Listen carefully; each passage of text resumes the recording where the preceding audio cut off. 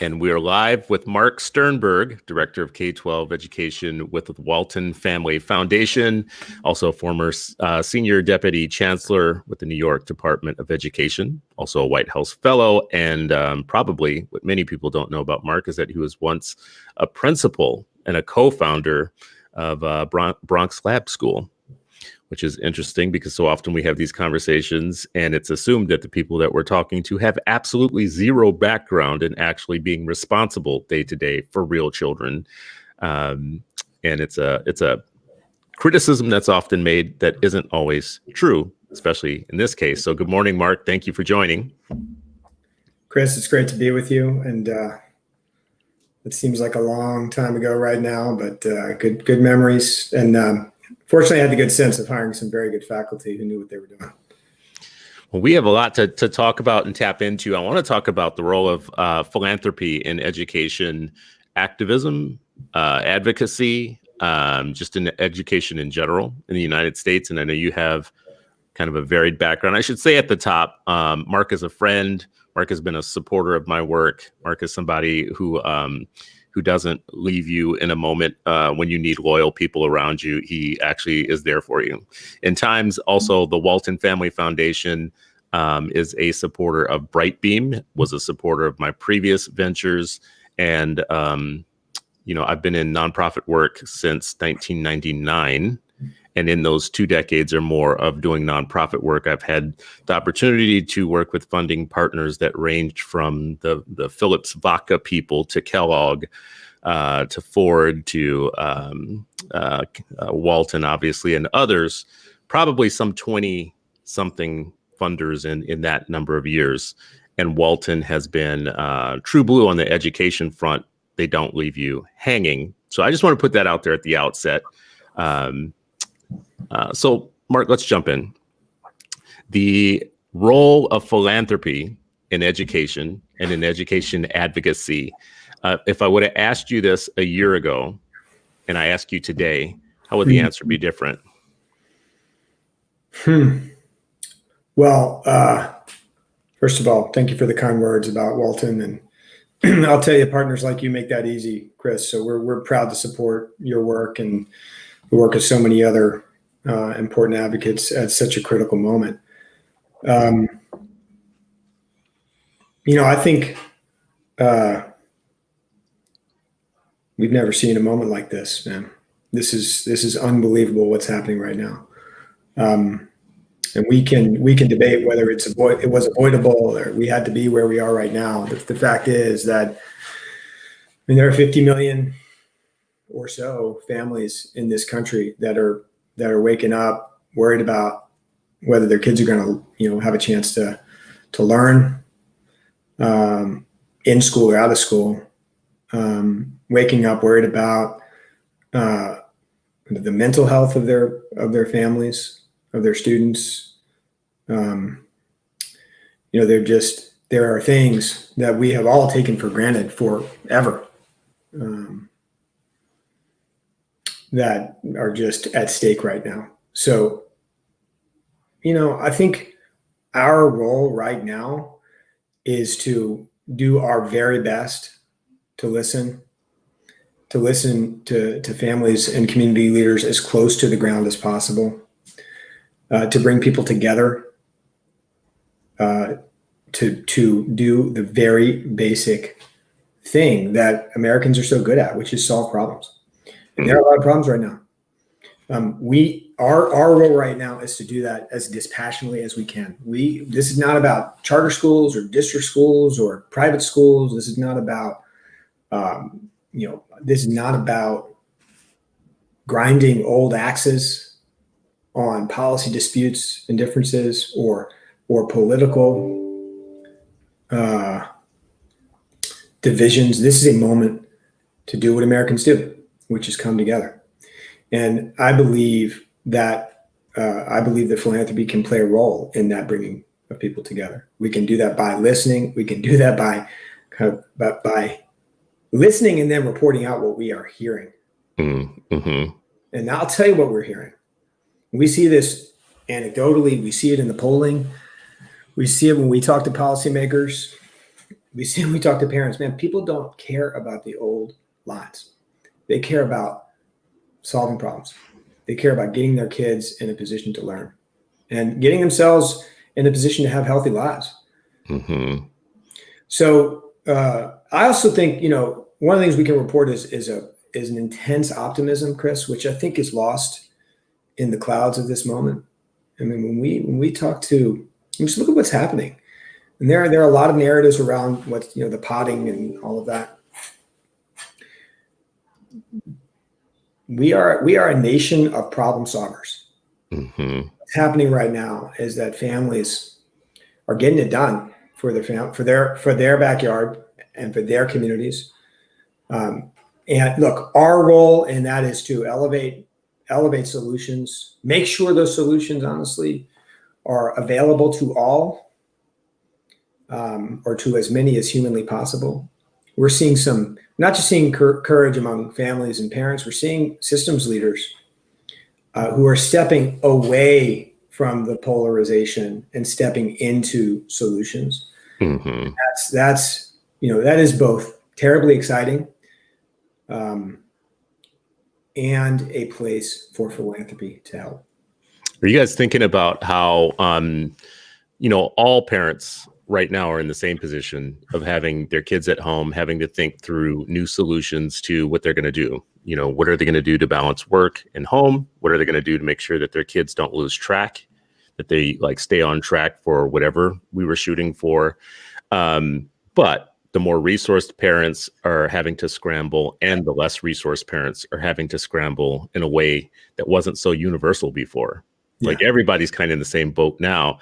How are you thinking about your investments in terms of meeting the different levels of family resourcing, still supporting families that are resourced but still need innovation, looking to move forward, but also families that may not have access to pods and education collaboratives? Yeah. And, fancy ways of educating their kids?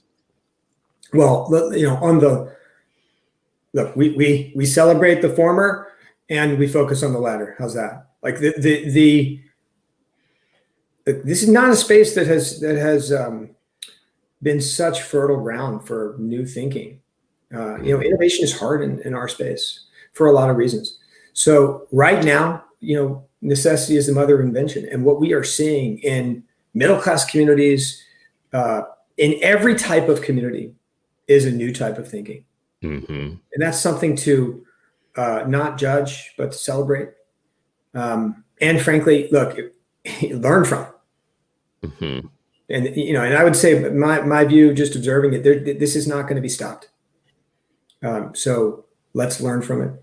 And then let's focus on the equity side of this. Let's do everything in our power, through our networks, through how we talk about this, through our dollars, mm-hmm.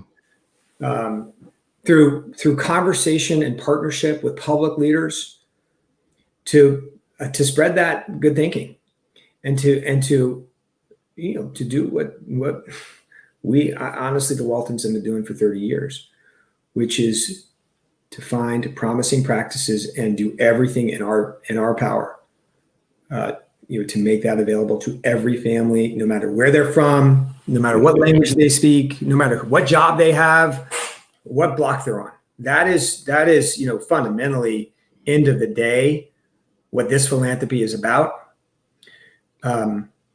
And look, we all wish we weren't where we are, but there is something very optimistic and very exciting that could come from this. And in this moment, let's curate the good ideas, and then let's make sure that they are available to everyone. You and I have had a long-standing conversation that you've been receptive to, that I've pushed with you, in that philanthropy does a very good job of paying middlemen oftentimes. Yeah. We've created an entire, industrial complex of nonprofits, executive directors, others who are a step removed from the problem, oftentimes, many doing very good work. So, this isn't a diss or a knock. I'm in the nonprofit sector and have been for a few decades here. Yeah. So I'm obviously, I think the voluntary sector and the nonprofit sector and the community benefits sector, whatever you want to call us, is instrumental to philanthropy, to government, and to others. Without us, a lot doesn't happen. Yeah. But at the same time, we can be an enormous filter where money comes through us and doesn't arrive in the hands of the mom who's making tough decisions for her kids in schools every day and wants to activate around her own view, ground level view of that problem. How do you think, what is the opportunity you think right now in that to make sure that parents on the ground floor who really have the most to lose are actually being the ones that are getting the investment now to fight their own story, fight for their own kids versus, the middlemen? Well, let me just say this. Now isn't just a time to make sure that those families have a resource. It certainly is that, and I will just say we're starting to see not just inventive ideas and ways for philanthropy to get dollars to families that need it the most and that are in crisis. And we've seen that for the last several months in ways that are just inspiring and in my time in philanthropy, unprecedented.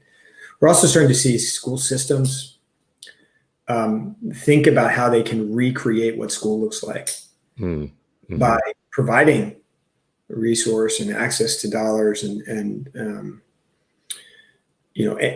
actionable plans to families directly, families that are locking arms with other families or going it alone. I mean, you're seeing the polling and the data around homeschooling right now. It's 100 times what it was before, depending on what data source you're looking at. So we've got to meet those families where they are, and we've got to provide resource. And I accept the criticism that this philanthropy could do a better job of finding ways to get resources directly to families. Especially right now, Chris, especially right now. Because the thing is not just to get dollars to families. In a sense, that feels inevitable right now. It's obvious. That's where the puck is. And that's where we need to, that's where we need to be.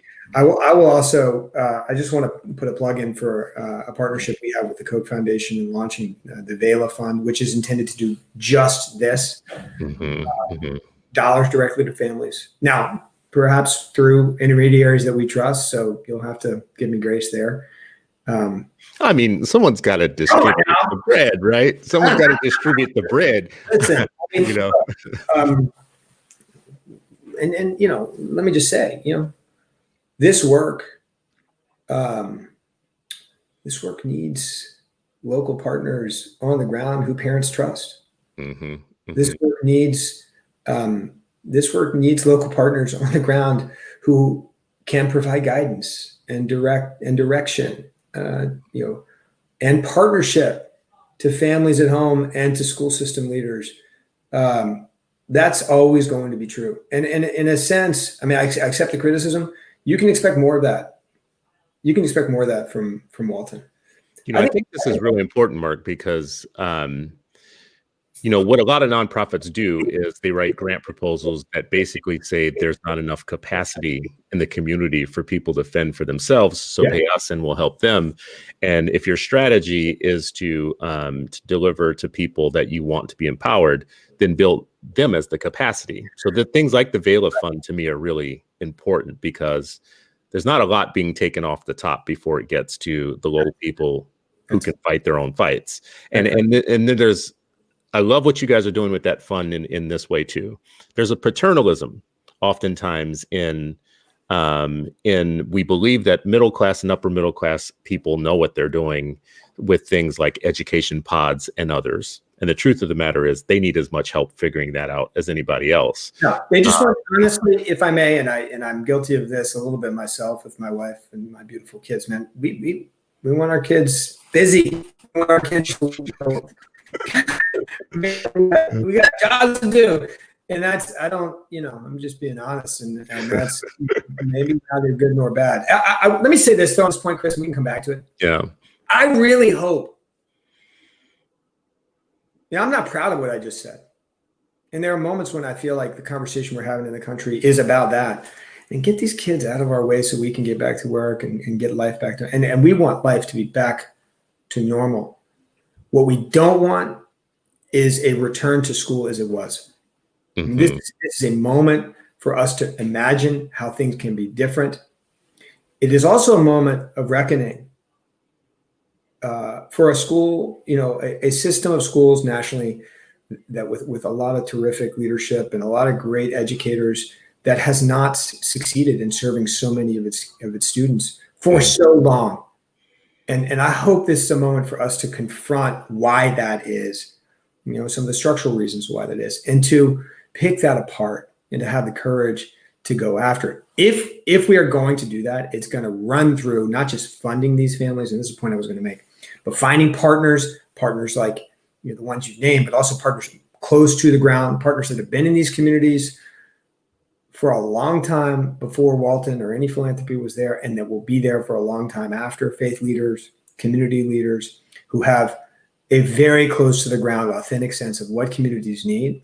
We need to do a good job of listening and working with them, not the partners we know.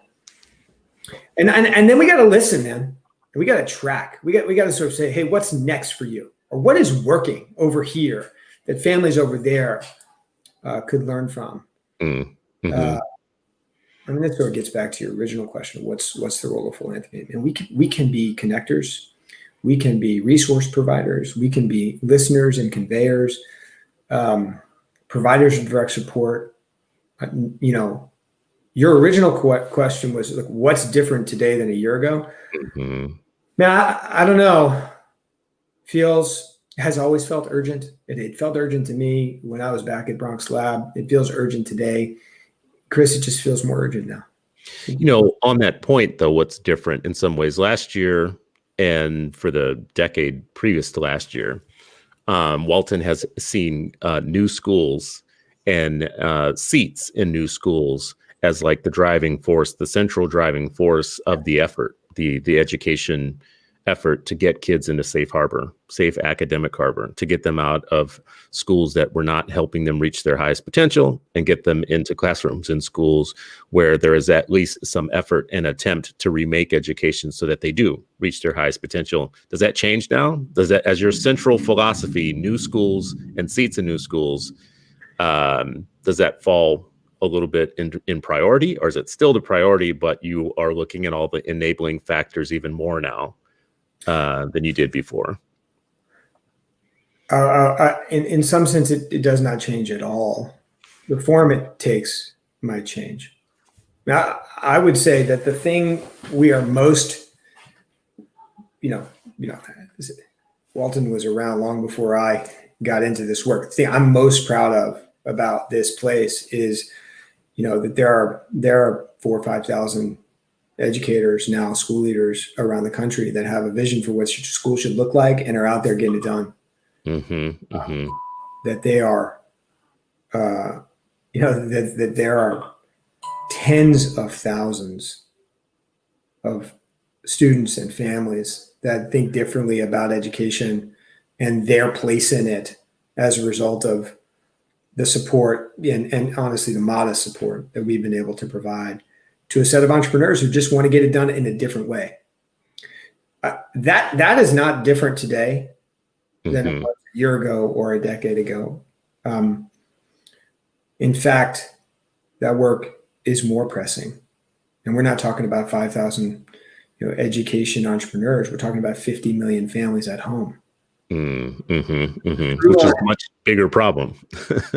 Much bigger. Yeah. And opportunity, I don't think this is a moment to be opportunistic. This is a moment to be a resource to help. Let me just say, though, one thing that is very clear as a point of difference between how we've thought about this over the last decade and how we have to think about it. The creation of a school is a step. It's not the destination. The destination here is a life well led. It's a self-determined life. It's access to opportunity. It's developing a skill set that works in the workforce. It's getting that first job, which leads to the second job, which leads to a self-determined life. Those are the things that every single American, whether you're in the heartland or in a big city, whether you are right of center or left of center, whoever you're voting for, whatever you do, and those are bedrock values that are holding up right now, that are inspiring families to throw caution to the wind and do something that they feel is right for their families. That's I think, and frankly, that is, just something we can all rally to right now. I hope we can. I mean, the American dream is, I think, in debate, always has been about what it exactly is. I think the old-fashioned American dream is that you will find work that's meaningful, you will have a house and transportation, and your kids will grow up in a fairly safe community, and you will celebrate holidays and milestones and birthdays and die one day knowing that that you were free in that way. And I think that the difference between the American dream and the American promise is the American promise that's eternal is that your kids will do better than you did. And I think every parent wants their kid to do better than they did. Like, just as a general rule of thumb, I want my kids to do better and have better outcomes and opportunities than I had.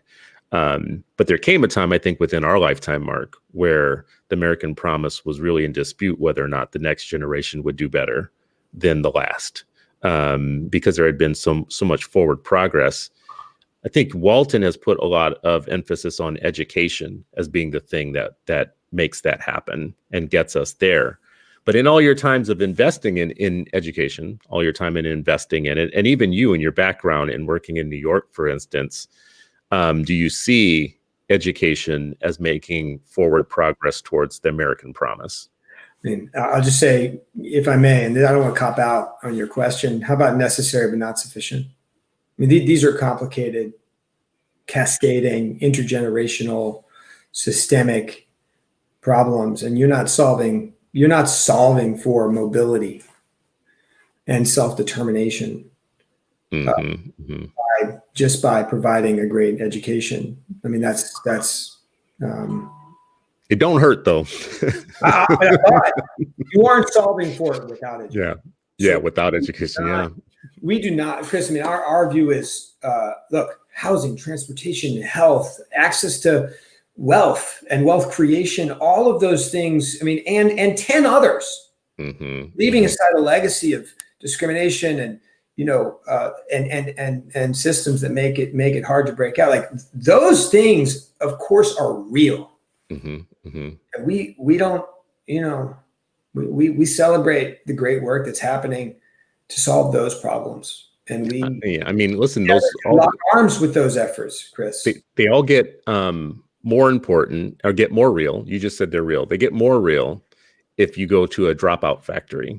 They get more real if you're one of the 75% of people that actually don't come out of college the other end with a degree.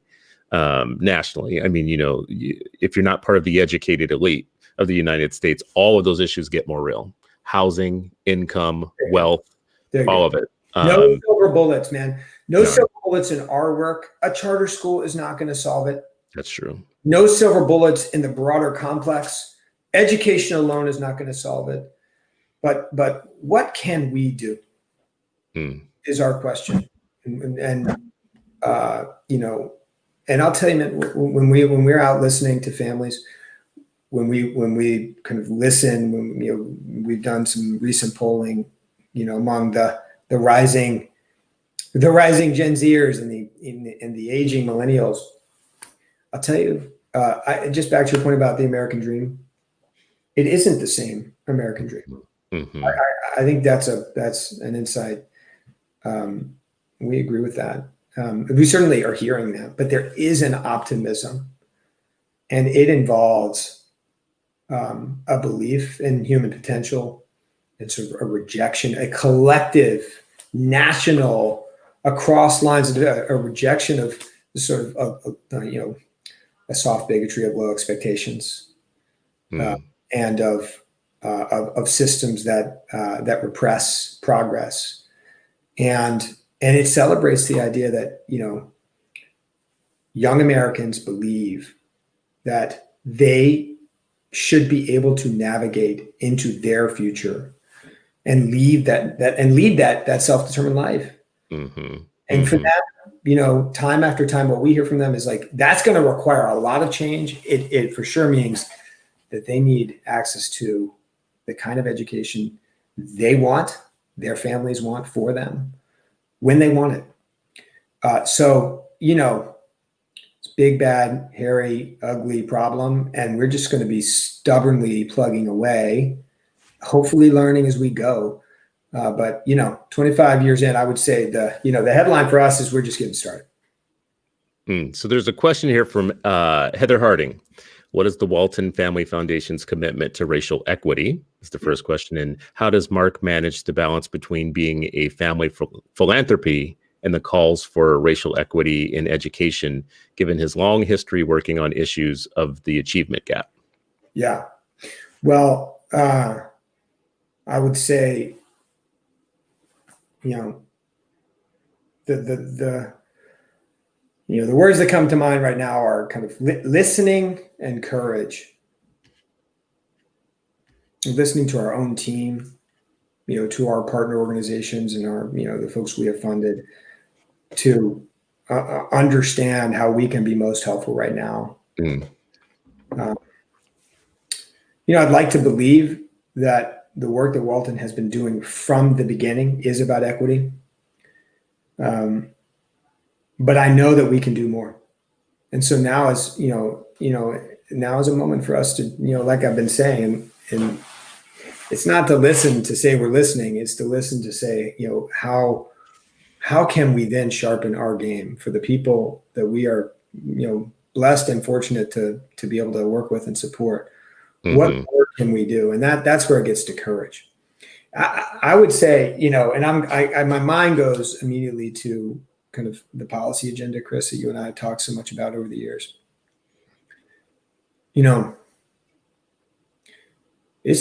It's not hard to name where structural racism lives in our work. It's not hard to find it.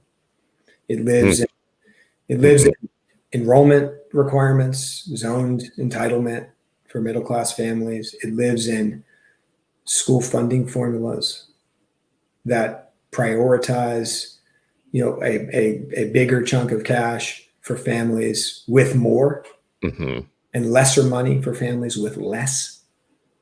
We've known that forever. We've even known that. I mean, that's been a policy on our policy agenda forever.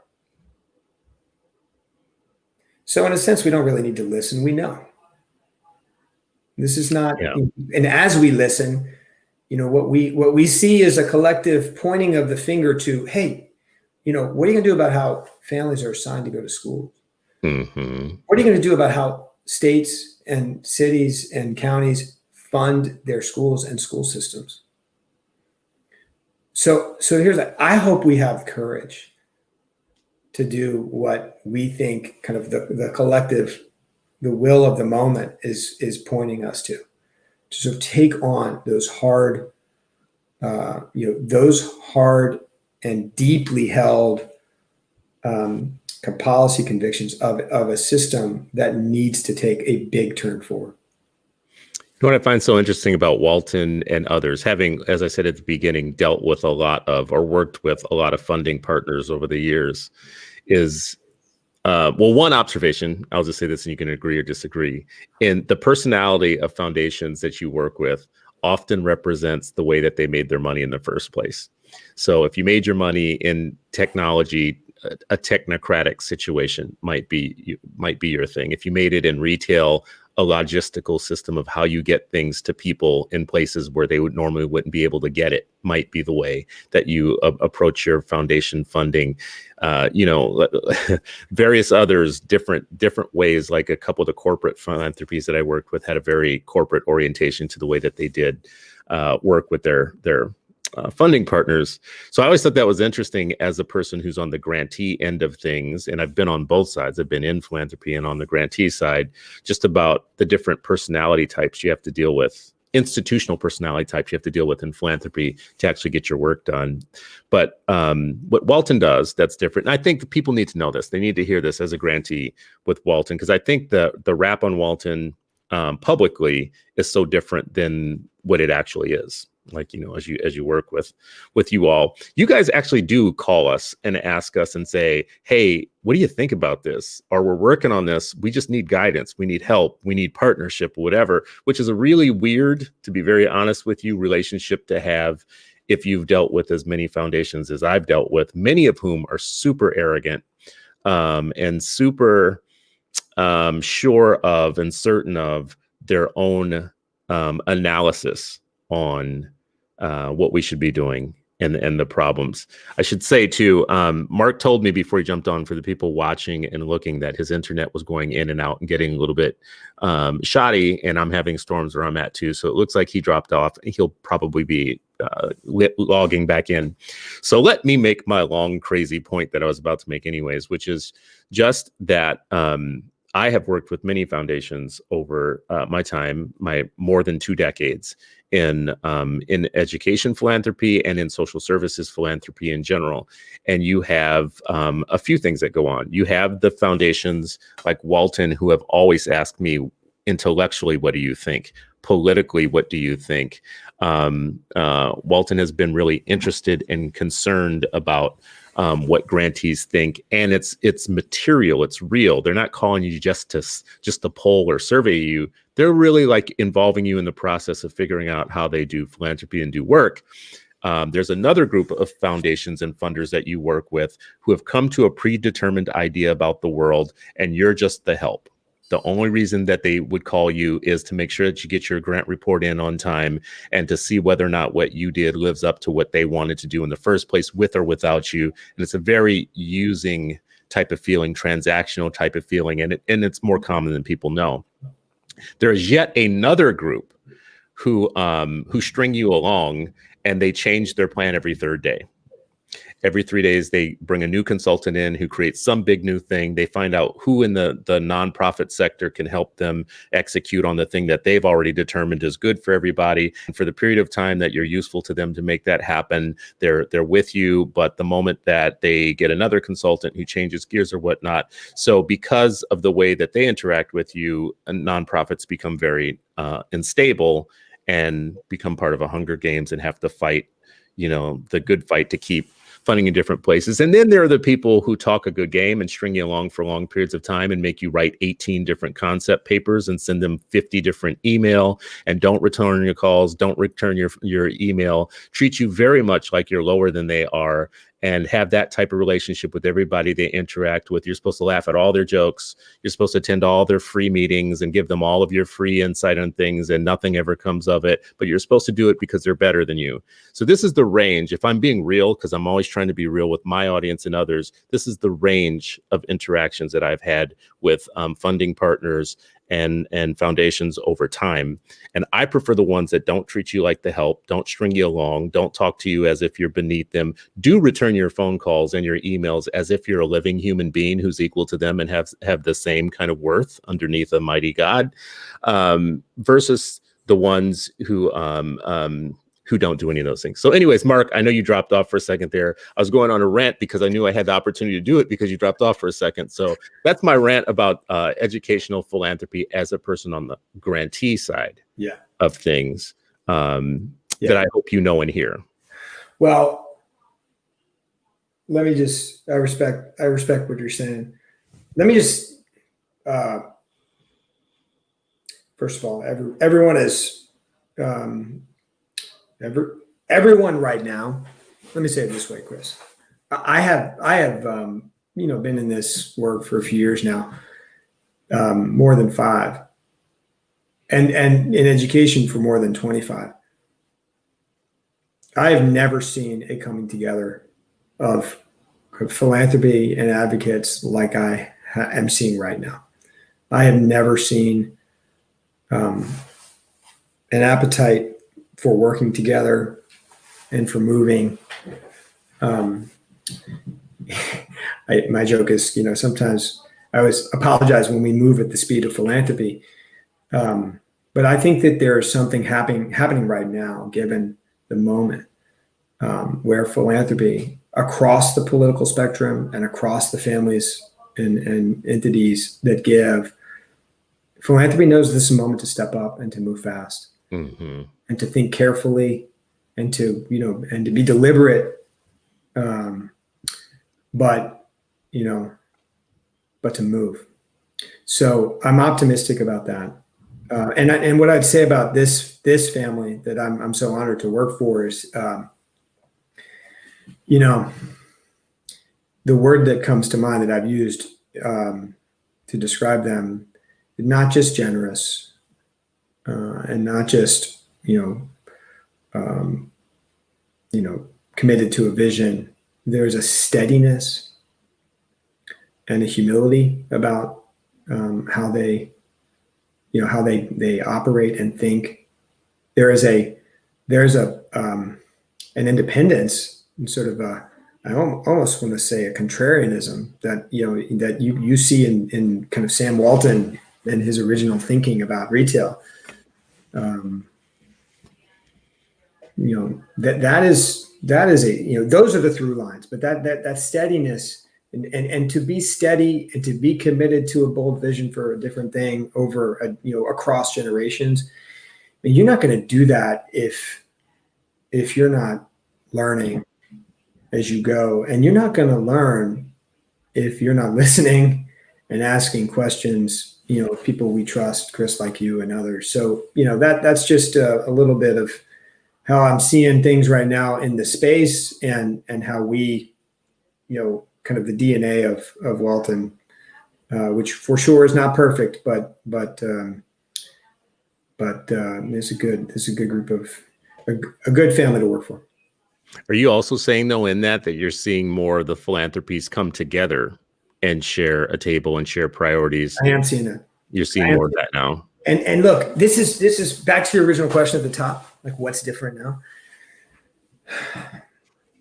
I'll say my own self-critique of Walton, and maybe of all of us, is that we we do a version of what you're saying. Others, your critique broadly. And I do appreciate your kind words for us, but we're guilty of that ourselves. We have an agenda. We walk into town with that agenda, and everything, we're a hammer and everything's a nail. That is not the ethos right now. I mean, and that at least, and I've been accused of being an optimist, whatever. Like what I see is people taking their old thinking and their old plans and putting it over here and saying, we'll get back to you. What can we do right now? How can we get dollars to those families? How can we work across old lines of division? How can we help superintendents and state chiefs get out of their box? And who's doing it creatively? And how can we help, Sonia in Baltimore, or Alicia in Indianapolis, or, the city of Las Vegas, or the city of Aldine? Like, how can we help those systems leaders serve their families well, and in so doing, create platforms and proof points that the rest of the country can follow? I am, I'm seeing a kind of a will for action right now that I find very encouraging. I don't think many people know that Walton actually works directly with traditional systems as part of your work. There's the large narrative around privatization and only being for choice and new schools and charters, all of that, which is a very powerful, I think, narrative to create if you want to sabotage the work. But what's missing from the public knowledge base about the work that you all do directly with districts and district leaders and traditional schools? I don't know what's missing. Probably the fact that you all do it. How about this? Like, we don't really care about governance. We don't care about, we're very committed to the charter sector, and we celebrate that. And I don't mean to obscure that enthusiasm. Governance is a means to an end. Governance can be done well. It can be done poorly. We've seen it all. We are about quality. We are about access and opportunity, and we don't care if it's in a public system, a private system, a public charter system, or frankly, a fourth way, which we're seeing right now that, we think will teach us a ton about how school should work and how education can look. That's what we're about. And the through line there is, among others, is making sure that, wherever that family is from, whoever they are, but especially for families who come from less, that they get to the front of the line as quickly as possible. Mm-hmm, mm-hmm.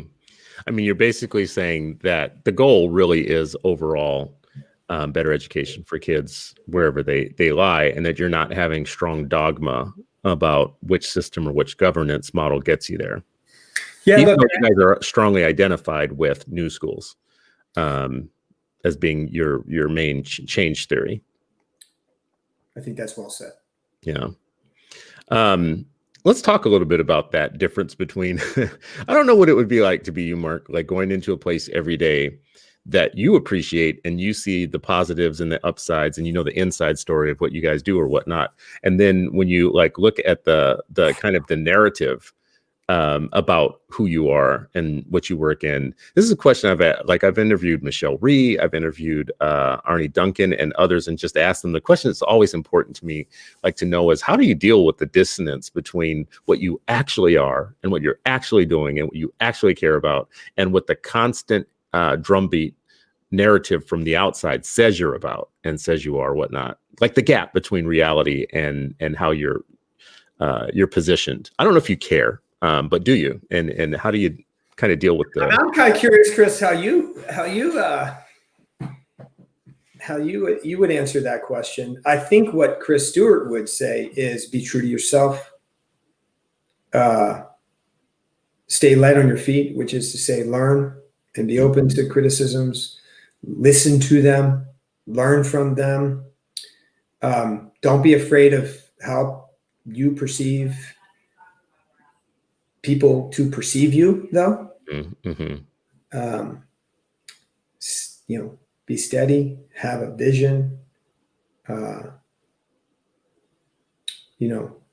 one way of looking at it, Marc. Learn from your mistakes. Learn from your mistakes. I mean, I draw inspiration here from from the Waltons, who, into a third generation and pretty soon a fourth generation, are committed to a set of values in a very steady way.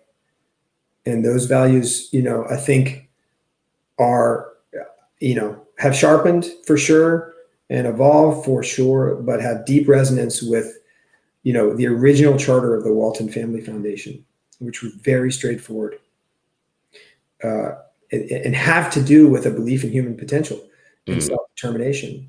And, and in a world of complex problems, we got a corner. We're going to own that corner that we live in and do everything we can to help families live good lives. That, if we're doing that, I think there's also something about, leadership in any kind of moment. If you're going to do something hard, it can't be about keeping everybody happy. And in fact, I think I don't want to get trite here, but if you are keeping everybody happy, are you really getting something done? You're probably doing it wrong. Yeah. So I'm not saying we're out there looking for, to take licks. And that if it's all quiet, we're like, damn, we did something wrong. I mean, that's not how we think.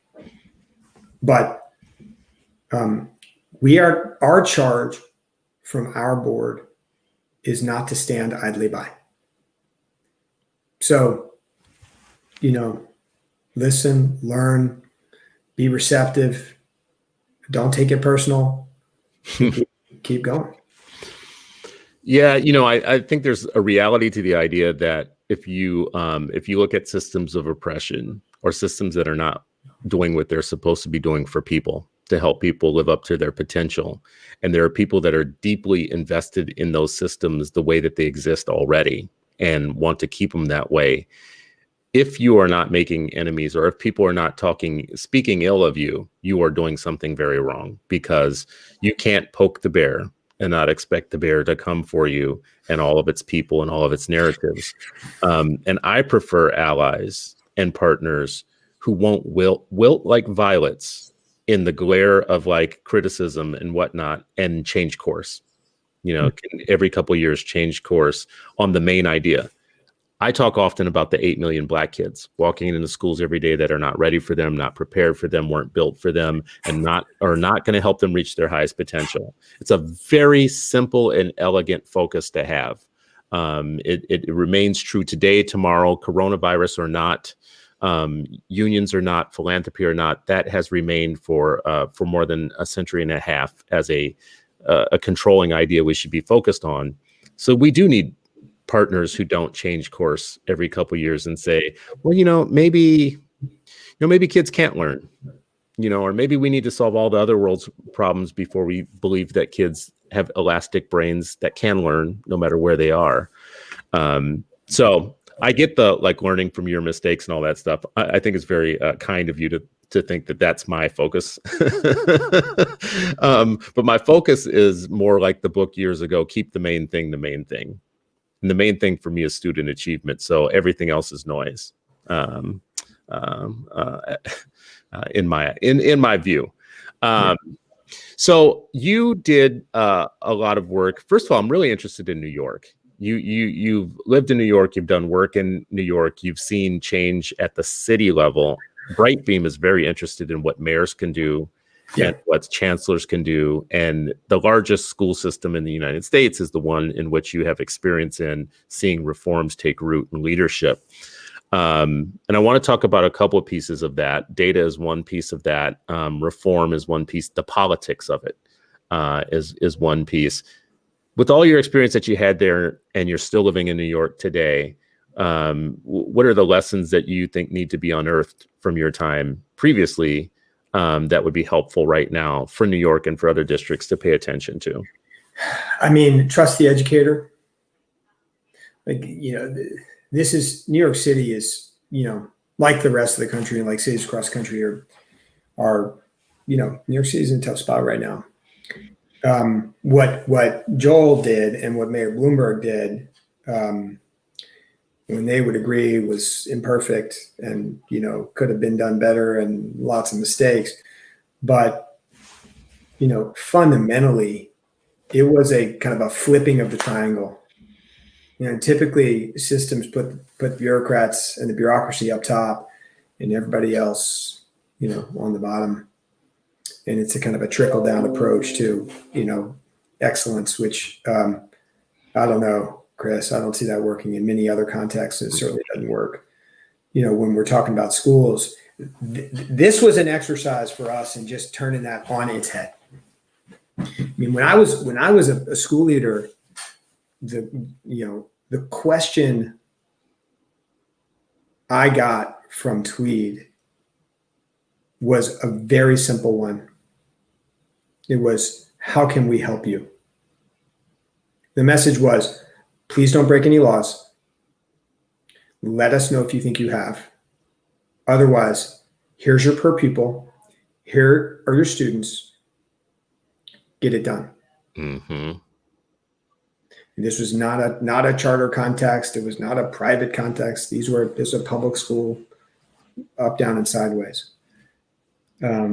Same building that had produced a 13% graduation rate and a 6% college going rate. Same per pupil, same students, different outcomes. And that was because of a very basic belief and a mindset in how the system was going to run. The system was there to serve the educator, and the educator was held accountable for a set of outcomes. Get it done. Why were there so many educators then that that did not see it that way? That were invested in a counter narrative to that as saying that it was anti-teacher and didn't listen enough to the educator. I mean, where's that come from? I think, and you're talking about, sort of a narrative from the U of T and from, union leadership. I mean, there was a lot of, I am confident that if we were doing this again, there would be a better way to manage the transitions. But the transitions were, intense. I talk about the same building.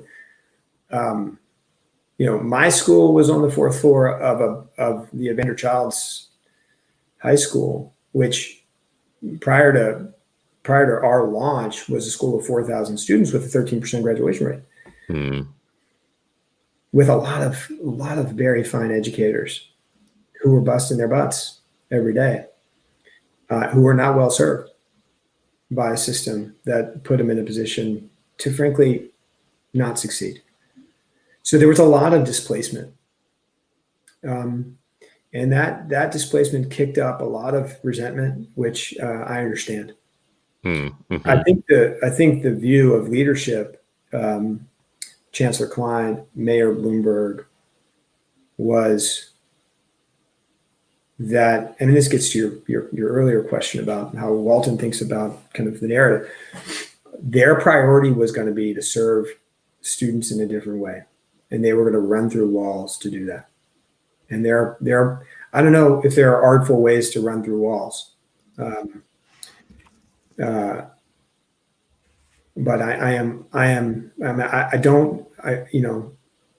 me just say this. I met and hired a bunch of tremendous educators from Evander into Bronx Lab and saw a transformation in their practice. Same per pupil, same students, same building, different culture.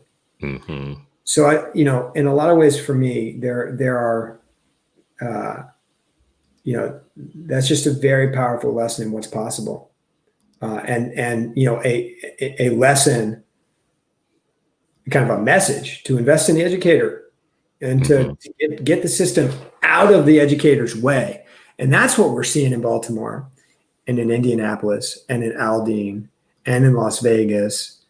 And that's what we're seeing right now, where, the inspiring, the inspiring systems level leadership is the same ethos. It's like, we are not beholden. We are about education, not about school. The school is sort of an abstraction. Right now, we are about educating. So how can we organize the enormous natural resource we have in the form of educators? Yeah, I think, Mark, what you're break down walls. Yeah, what you're floating around a little bit, I think, in all of that, which I appreciate it, and it's very thoughtful commentary on things.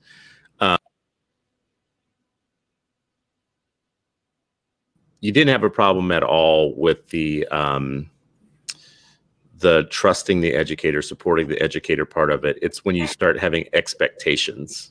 It's when you start having accountability for results that you start losing people who, and let's be real, you're not going to say it. And you may not even agree with it. I actually believe that associations that represent teachers oftentimes don't do them a lot of good in the professionalism part of things by actually focusing so much on representing the mediocre teacher rather than lifting everybody up to their best possible professional life, like their best possible professional ability. So we're running short on time here, but I do want to get to something that I care about a lot right now and think is very timely. And I've asked other notable people in the field about what I see as a data vacation. I see states. What is this data vacation of which you speak?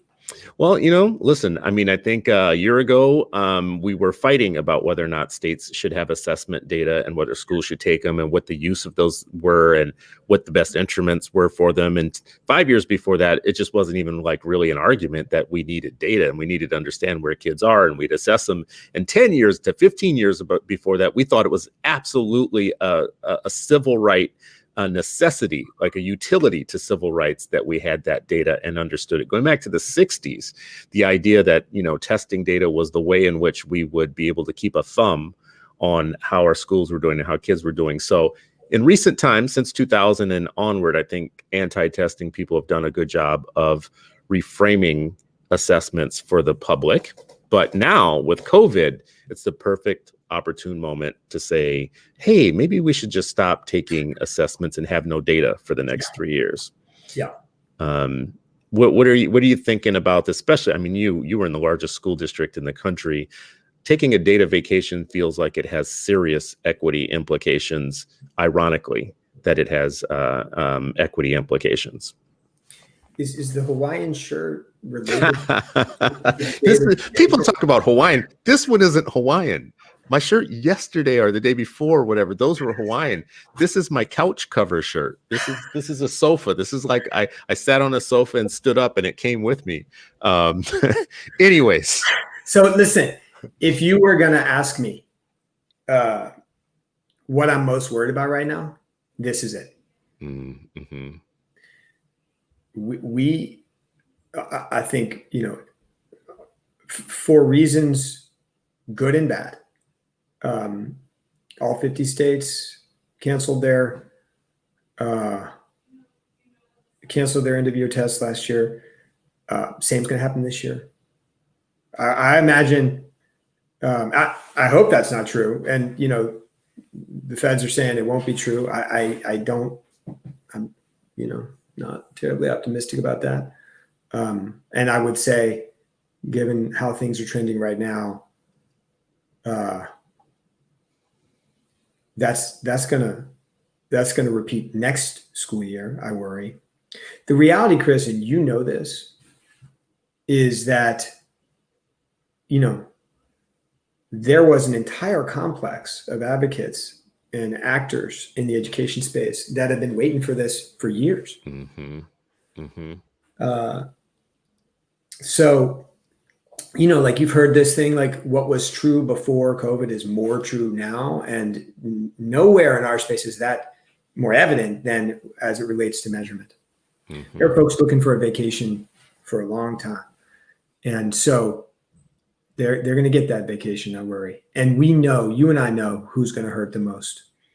Well, I mean, Mark, why don't we just go ahead and suspend everything else then? I mean, it's going to be a bad time right now. So why don't we stop taking blood pressure tests? Why don't we stop weighing babies to see if there's low birth weight? Why don't we just stop all the testing that America does? Because, but Chris, I got you. I got you. You know, here's what I'd say. Like, I bemoan this. I think it's bad for the country. I think it's bad for, you know, the students at the Bronx Lab School and at every school across the country. I think that educators out there, they bemoan this. The educators I know that I worked with that inspire me are desperate for that data. Because they want their practice to improve. And here's what I say, like, here's what's on us and where we need to be prospective, not just sort of crying in our milk. Shame on us for not fashioning a set of measures that actually do that for educators. Mm-hmm. You know, across all the content areas and grade levels, that, you know, where are the tools that are going to fashion a new approach to teaching and satisfy the educator's desire for real-time data about what students know and about their own practice? I am convinced, despite narratives to the contrary, that appetite is there and it's voracious, and that now is a moment. Now is a moment for, like, looking for those new tools and investing in them. and answering that call. Because look, I think the data vacation anxiety is real, and I don't know, I don't believe, it's inevitable, but something not good is happening right now. And to get to the other side, it's gotta work for the educator in the classroom. And the reality is that many of the constructs, for better or worse, that we have right now aren't good enough. That is a great place to land with what is the role of education philanthropy, investing in the tools that work, not crying in your almond milk, or your oat milk, I think more recently, so I can be up to date here. But looking for this, cashew milk. Oh, good Lord, that sounds gross. Hey, Chris, thank you for having me, man. I'm grateful for. I appreciate this, and this is fun for me, and I'm no Arnie Duncan or Jeb Bush, but it's fun. No, I think you are. And like, listen, I think actually it's important. What I've tried to say throughout this is, first of all, grantees need to just make it clear about the life that we have and experience with foundations, and we're not honest about it. We don't say it publicly enough. I don't think that personally, my own take on these things always is nothing works well without telling the truth about them. So to the extent that you can have a humble funder, funders that are partners. That's why I like to say funding partners more than funders, more than, like paternalist type of titles for what we do. We should be working on these things together. Like, we are not the help.